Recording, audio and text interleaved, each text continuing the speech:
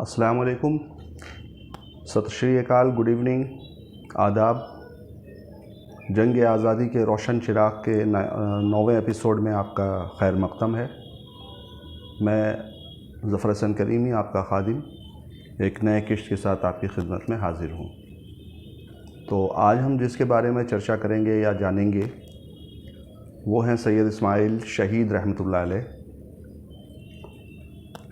जो जंग आज़ादी में अंग्रेज़ों के साथ जंग करते हुए शहीद हो गए। और उनके शहीद हो जाने के बाद अंग्रेज़ी ये सोच रहे थे कि शायद अब जो इनकी मुहिम है, जो इनका मूवमेंट चल रहा है, ये कमज़ोर पड़ जाएगा।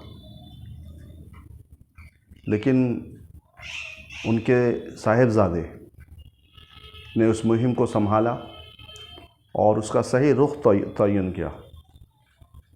मुतय्यन किया कि किस रुख में हमें चलना चाहिए, और लोगों को इकट्ठा किया।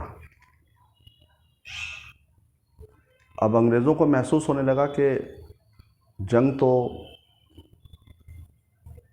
सरहद की तरफ हो रही है, लेकिन इसके असरात जो हैं पूरे मुल्क में पहुंच रहा है, और पूरा मुल्क जो है अंदर ही अंदर जल रहा है। सैयद इस्माइल शहीद जो थे, ये 1838 में 1831 में इनको बालाकोट में इनको दफना दिया गया। बालाकोट अब चूँकि पाकिस्तान में है, बंटवारे के बाद वो हिस्सा वहाँ चला गया, वहाँ उनको दफना दिया गया। और उन्होंने बड़ी जांबाजी से लड़ कर के अंग्रेज़ों के दांत खट्टे कर दिए थे। तो आगे की हम चलते हैं, देखते हैं क्या होता है। और उनके साहिबजादे ने दायरे को और वसी किया और फैलाया, ज़्यादा से ज़्यादा लोगों तक जुड़े, ज़्यादा से ज़्यादा लोगों को जोड़ा।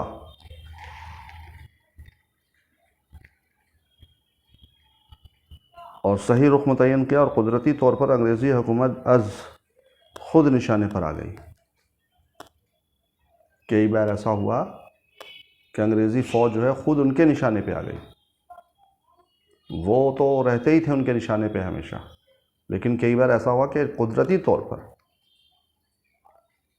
अल्लाह का ऐसा हुआ कि अल्लाह ताला का वो हुआ कि वो अंग्रेज़ी फ़ौज जो है उनके निशाने पर आ गई, और वो उन पर एकदम भूखे शेर की तरह टूट पड़ते। और कई बार अंग्रेज़ी फ़ौज को शिकस्त का सामना करना पड़ा। देखिए, अंग्रेज़ी फ़ौज ट्रेंड थी, मिलिट्री को जैसे ट्रेंड किया जाता था, तो उनके पास फ़ौज थी बाकायदा। लेकिन जो लड़ने वाले लोग थे उनसे, उस फ़ौज से, वो सिविलियन फ़ौज का सामना नहीं कर सकती है। सिविलियन को हथियार चलाना नहीं आता है। लेकिन इस मुल्क से मोहब्बत और इस मुल्क के लोगों की जो तकलीफ़ देखी है, किसानों की तकलीफ़ और तमाम लोगों की जो तकलीफ़ थी, जो अंग्रेज़ों ने जिस तरह का जुल्म कर रखा था, उस जुल्म को देखकर उन्होंने हथियार उठाया और वो एक सिविलियन से एक सिपाही बन गए। और सिपाही भी ऐसे कि जो ट्रेंड सिपाही उनसे घबराते थे। वो एक अलग बात है कि आज हमें एहसान फरामोश कहा जाता है और कहते हैं कि तुम दूसरे पंथ के हो, तुमने मज़हब बदल लिया। तो देखिए, हर दौर में, हर जगह पर, हर कम्युनिटी के अंदर बेवकूफ़ और जाहिल लोग मिलते हैं, जो हकीकत को कभी एक्सेप्ट नहीं करते हैं। जो झूठ होती है ना, वो उसको बहुत जल्दी एक्सेप्ट करते हैं। तो मैं उन पर कोई तवज्जो नहीं देता हूँ कि कौन क्या कहता है। कई लोग मुझे लिखते भी हैं फेसबुक, उस पर, व्हाट्सएप पे, और उस पर, तो मैं उस पर कोई वो तवज्जो नहीं देता हूँ। ये कोई तवज्जो के लायक लोग नहीं हैं। मुजाहिदीन की ये बस्ती कायम रही। वो सोचे थे अंग्रेज़ की ख़त्म हो जाएंगे। इनके बाद जो मेन थे, वो जो इस्माइल शहीद, तो शहीद हो गए, लेकिन ऐसा नहीं हुआ।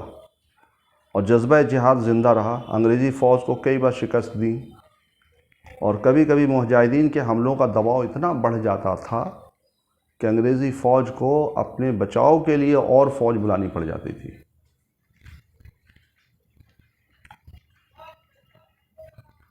इस तहरीक को ख़त्म करने के लिए अंग्रेज़ों ने पूरी ताकत लगा दी। उनके पास जितनी उस वक्त ताकत मौजूद थी उन्होंने ताकत लगाई, बंदूकों का इस्तेमाल किया, तोपों का इस्तेमाल किया, लोगों को गद्दारी करने पर मजबूर करने की कोशिश की, उनको ख़रीदने की कोशिश की। हमारे उलमा और हमारे मुजाहिदीन को लालच दिया गया, लेकिन सब तरह से वो नाकाम होते रहे और वो हारते रहे।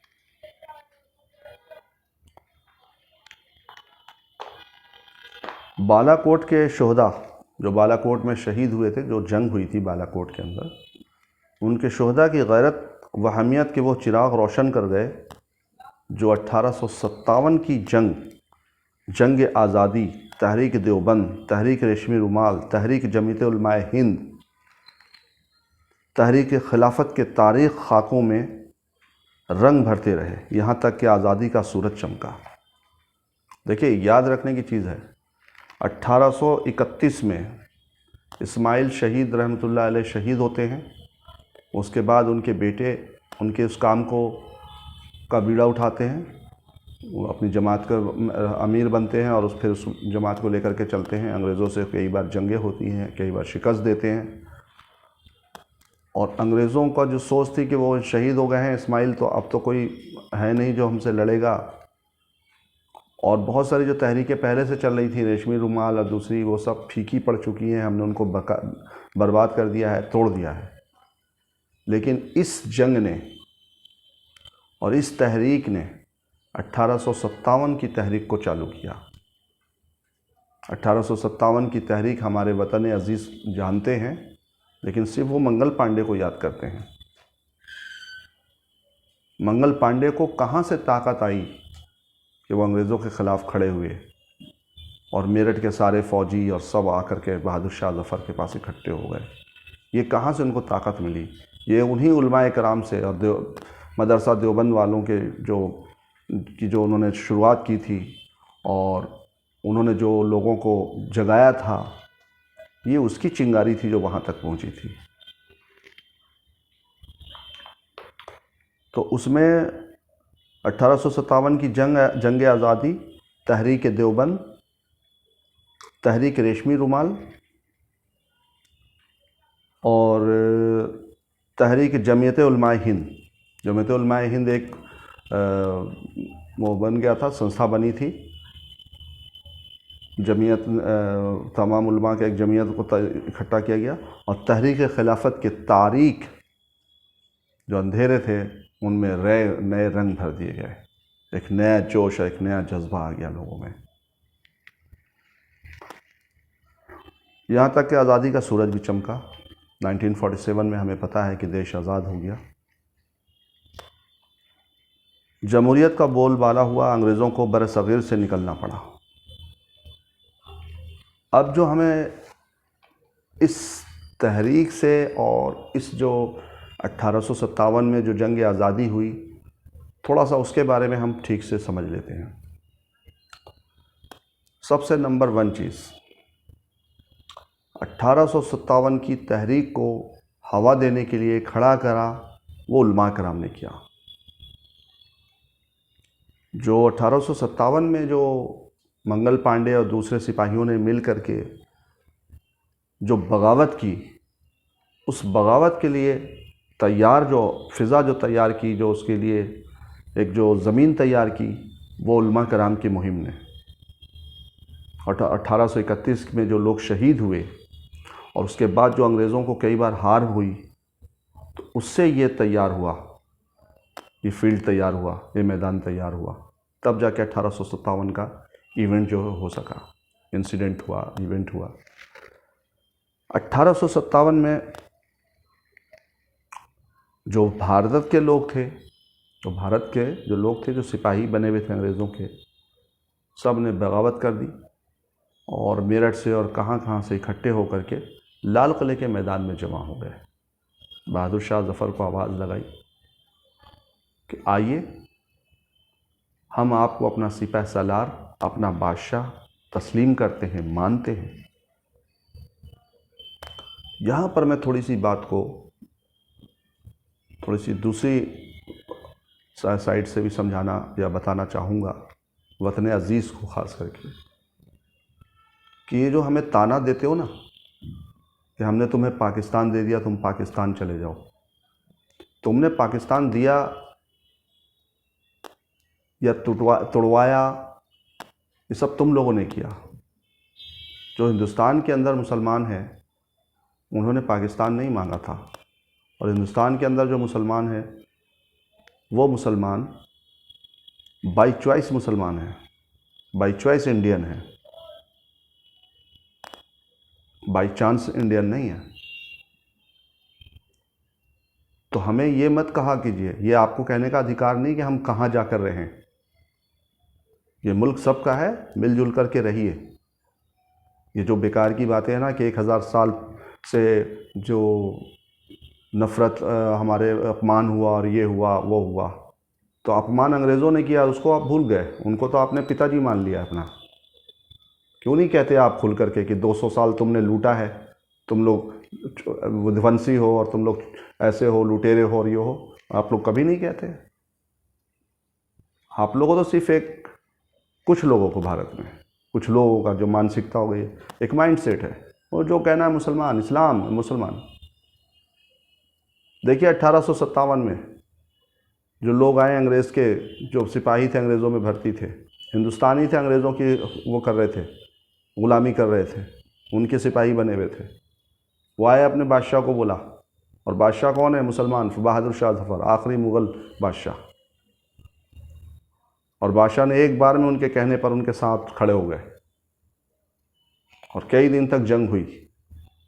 अब जब इनका बादशाह का और इन फ़ौजों के पास जो गोली बारूद और असला बारूद ख़त्म हो गया, तो अंग्रेज़ दिल्ली गेट को तोप से उड़ा करके अंदर दाखिल हो गए, और उसके बाद खूब लूट मार करी और मार काट करी, कई दिनों तक मारा। शाहजहानाबाद में 25,000 से ज़्यादा लोगों को एक एक दिन में काटा गया, और बहादुर शाह ज़फ़र के बेटों को गोली मार दी गई उनके सामने। तो जिस ऑफिसर ने मारा था ना, उस ऑफिसर के साथ भी हिंदुस्तानी एक सिख जो थे, उनके सिपाही जो थे, वो उनके साथ थे, और उनकी गर्दन को काट करके तश्त में उनके सामने उनके बाप को पेश किया गया। हमारी कुर्बानियों को भुला करके आप ये जो नफ़रत का जो खेल खेला जा रहा है इस देश के अंदर, और अगर ये नहीं रोका गया, जो अच्छे लोग हैं इस मुल्क में, हिंदू, मुसलमान, सिख, ईसाई, ये सब भाई भाई जो हैं, अगर इन्होंने वक्त रहते आँख नहीं खोला, तो वो दिन दूर नहीं है। आज आप लिख लीजिए डेट को, इस मुल्क में सिविल वार हो जाए,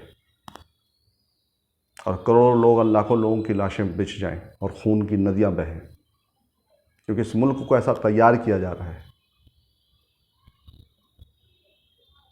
ऐसी नफ़रत फैलाई जा रही है, जिसे देखो वो एक दूसरे को काटने के लिए तैयार है। अरे 1857 तुम भूल गए? तुम जलियांवाला बाग भूल गए? लाखों उलमाए कराम, लाखों मुसलमानों ने अपनी जान कुर्बान करके इस मुल्क को आज़ाद कराया। तुम कहते हो हम एहसान फरामोश है? एहसान फरामोश तुम लोग हो। तुम लोग एहसान फरामोश हो, जो हमारे एहसान को तुम लोग वो करते हो। ये तुम्हारे बाप का मुल्क नहीं है कि तुमने हमें रहने के लिए जगह दी है। ये मुल्क सबका है, और मैं नहीं डरता हूँ कि कौन मुझे क्या करेगा और गिरफ्तार कर लेगा। तुम्हारे पास और करने के लिए है क्या? तुम तो थोड़ा अकल को लो। जो लोग मानसिकता जो बनाकर, माइंडसेट बना करके जो बैठे हैं कि 1000 साल उन्होंने किया, अरे तो तुम्हारे राजाओं ने तो खुद तुम्हारे मंदिरों को तोड़ा है, तो तुम उनसे लड़ो ना जाके फिर। चोलास, चेलास, पांड्यास और पता नहीं कितने। अशोका द ग्रेट, अशोका जो थे, अशोक जो गए वहाँ उड़ीसा में जो उन्होंने हमला किया, तो एक भी मर्द नहीं बचा लड़ने वाला, और विध्वंसी तुम हमें कहते हो। सेकेंड वर्ल्ड वॉर में बॉम्ब गिराया अमेरिका ने हिरोशिमा नागासाकी पे, लाखों लोग मर गए, तुम हमें विध्वंसी कहते हो। तुम लोगों को शर्म नहीं आती असल में। तुम लोगों का दिमाग जो है ना ख़राब हो गया है, चंद लोगों का। उस मुल्क में बहुत बड़ी आबादी हिंदू भाइयों की और सिखों की और दूसरे मज़हब वालों की, अच्छे लोगों की है, उनको बरगलाया जा रहा है नफ़रत फैला करके। अरे उठा करके हिस्ट्री पढ़ो, इस मुल्क को आज़ाद कराने में मुसलमानों ने क्या रोल अदा किया है। इस मिट्टी, यहाँ की ज़मीन की हर मिट्टी हमारे खून से सिंची हुई है और हमें पहचानती है, इसलिए हम मरने के बाद भी यहीं दफन होते हैं। तो ये सब जो नफ़रत का जो बाज़ार माहौल गर्म कर लिया है कि कुछ भी किधर भी किसी जहाँ देखो मुस्लिम देखो और तुम्हें वो उड़ जाता है, तुम्हें दौरा आ जाता है, तो अंग्रेज़ों को देख के भी तुम्हें दौरा आना चाहिए ना। और खिलजी जिसको आप लोग बोलते हैं, खिलजी जो थे वो बंदा था जिसने मंगोलों का रुख मोड़ दिया था। भारत में घुस रहे थे मंगोल और अलाउद्दीन खिलजी यहाँ से जा रहा था वापस भारत से, ने देखा कि मंगोल घुस रहे हैं, उसने वहीं रोक दिया, उनसे जंग की और मंगोलों का रुख मोड़ दिया। उनको लगा कि मंगोलों को कि इतने लोग, इतनी फ़ौज यहाँ है तो पता नहीं अंदर कितनी होगी और कितना वो होगा। उसे तुम लोग चोर और उचक्का और क्या क्या कहते हो, ये सिर्फ तुम्हारे अंदर जो गंदगी है ना तुम्हारे दिमाग में, उसकी वजह से है। तो अच्छे जो हिंदू लोग हैं या जो मेरे प्रोफेसर थे, तो जिनसे मैं हिस्ट्री पढ़ा करता था कॉलेज में, शंकर सर से, सारी बातें खोल करके समझाई हैं।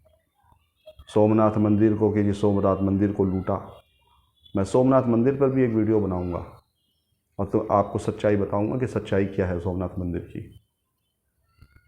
तुम्हारे हिंदुस्तान में कोई ऐसा हिंदू राजा नहीं था जिसने किसी के मंदिर को ना तोड़ा हो और माल ना लूटा हो। वो सब तुम्हें याद नहीं रहता क्योंकि वो तुम्हारे धर्म के थे, वो तुम्हारे धर्म के भी नहीं थे, वो अलग देवता को मानते थे, तुम अलग देवता के मानने वाले थे। तुम्हारे मंदिर तोड़ कर वो अलग देवता बिठा देते थे। और तुम्हारी जो चार वेद हैं, उपनिषद है और पुराण है, उसमें तो कहीं मंदिर और कहीं बुत परस्ती और बुतों की पूजा करने का तो है ही नहीं है। तो तुम तो खुद अपने धर्म पर ठीक से नहीं हो ना, तुम अपने धर्म को जानते हो, बस तुम्हें उंगली उठाना आता है इस्लाम पर। हिंदुस्तान का हर नाकाम आदमी 4 काम करता है। इस्लाम का सहारा लेता है काबिल बनने के लिए, अपने आप को तरक्की याफ्ता बनाने के लिए, तरक्की करने के लिए, इस्लाम का, मुसलमान का, कुरान का। और तुम्हारे पास है क्या करने के लिए? तुम वोट मांगोगे तो किस आधार पर मांगते हो? धर्म को का ला करके सहारा लेकर के, श्री राम का सहारा लेकर के, मंदिर का सहारा लेके, मस्जिद का सहारा लेके, नफ़रत का सहारा लेके। तुम्हारे पास करने के लिए है ही नहीं कुछ, ना तालीम है ना कुछ जानते हो। सिर्फ चीज़ जानते हो तो सिर्फ नफ़रत फैलाना। Please stop this nonsense, otherwise एक दिन सिविल वॉर हो जाएगा इस मुल्क में, बिखर जाएगा मुल्क, संभाले नहीं संभलेगा। और फिर कोई कब्ज़ा करेगा ना तो फिर कोई मुजाहिद नहीं आएंगे मुसलमान तुम्हें इस मुल्क को आज़ाद कराने के लिए। चलिए मेरी वीडियो मैं आज यहीं ख़त्म करता हूँ।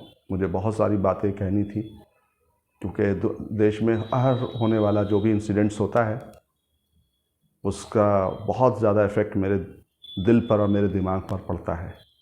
मैं यहाँ के लोगों से, हिंदू हों किसी भी मज़हब के लोग हों, जो अच्छे लोग हैं मैं सबसे मोहब्बत करता हूँ। मेरे लिए सब बराबर हैं, जैसे मुसलमान हैं मेरे लिए वैसे वो लोग भी हैं, अगर वो अच्छे हैं तो।